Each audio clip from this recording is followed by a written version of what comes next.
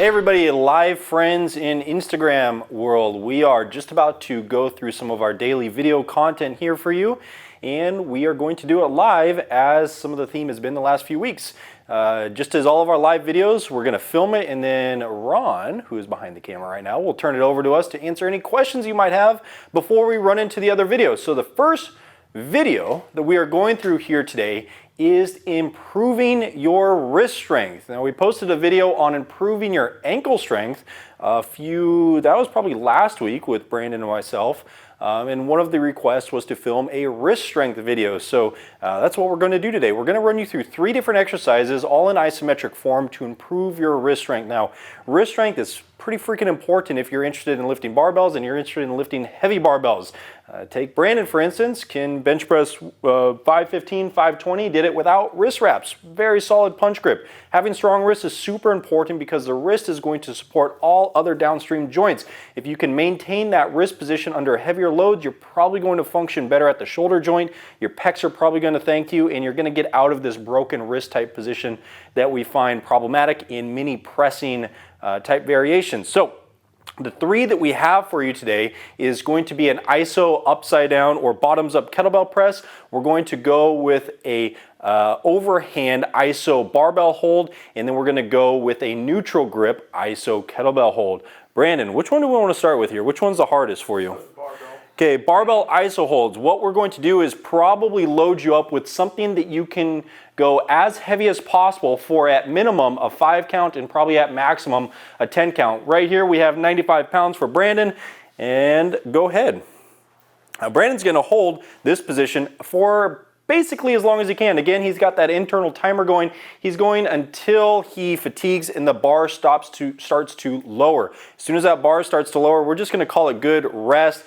Come to a decent recovery, and then we'll get back into it if possible. A lot of times, if you are going as heavy as you can for that 5 to 10 count, you're not going to be able to do reps back and forth like you would in a normal set. So we would probably unload Brandon at that point and then rest for anywhere from a minute to 2 minutes and get back into it. But we want a very static position. We don't want you to move from that position either. As soon as you feel yourself start to lower, that's when we call it quits. So something really, really heavy, again, at minimum a 5 count and max a 10 count. For Brandon, bench press is 515, that's 95 pounds. See if you can beat it. Next one we have is an iso bottoms up kettlebell press. A little bit different and a little bit more unstable. It's not going to be just pure raw wrist and forearm strength like the exercise Brandon just did, but this one is still going to really challenge the wrist and even the shoulder to hold that kettlebell's position. Because the kettlebell is bottoms up here, it's going to want to fall back and forth. So your job is to maintain that position and really anchor onto that kettlebell and not let it move. You might even find this is actually a really good left to right assessment to determine left to right instability. And it might not just be instability at the wrist, it could be at the shoulder or anywhere in there. Even sometimes a twisting type motion can cause an instability there. But you're going to notice because one wrist is probably going to be a lot stronger than the other, and one of them is probably going to be a lot weaker. The final one that we have, again, that one, how long did you go there, Brandon?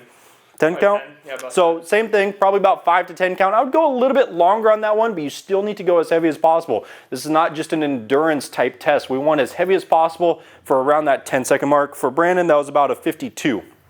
Final one, we're going neutral grip kettlebell holds. This one's very challenging. Brandon's going to be pretty toast by this point. You can see him have to elevate that kettlebell a little bit to get a little bit more leverage. We don't want to use too much of the bicep here, but we didn't give him a ton of rest here, so he's starting to kind of lose it a little bit. But this is still a very, very challenging exercise. We'll give Brandon a break there. This is not a hurt Brandon video. There we go. That's a good one. This is a 24-pound kettlebell for Brandon, about 12 kilos. Again, we're going for that 5 to 10 count and really until that kettlebell starts to dip on you. So for all of these drills, we want to maintain that stacked, stable position. As soon as you start to lose position, just call it there. And we want to go, again, as heavy as possible within those ranges. This is probably something we're doing after our main session, though. This is not something that we're doing prior to training. This is probably not prep stuff for strength athletes. This would be something to do after training or maybe on an off day. If you do it on an off day, you might want to be careful because you don't want to negatively impact the next training session coming. Any additional thoughts you got there, Brandon? Two additional notes. First and foremost, looking here, about shoulder width on the grip. No need to go any wider, no need to go any narrower. I also like doing this with the ease bar as well. And then lastly, with the single arm version and even with the overhead, it's actually a pretty good oblique drill too. So make sure that we're going through all of our normal core stuff, keeping upright and making sure we're nice and engaged and creating a little IEP there. Yep, and if you want to make any of these more challenging, one thing that Brandon and I were talking about is actually doing these while you walk. So holding that overhand barbell while you walk, holding the bottoms up kettlebell while you walk, or holding the neutral grip kettlebell while you walk, all are going to make those drills much, much more effective and probably harder. Brandon out. All right, guys, another round of live videos today. Ron, do we want to turn it over to go quick?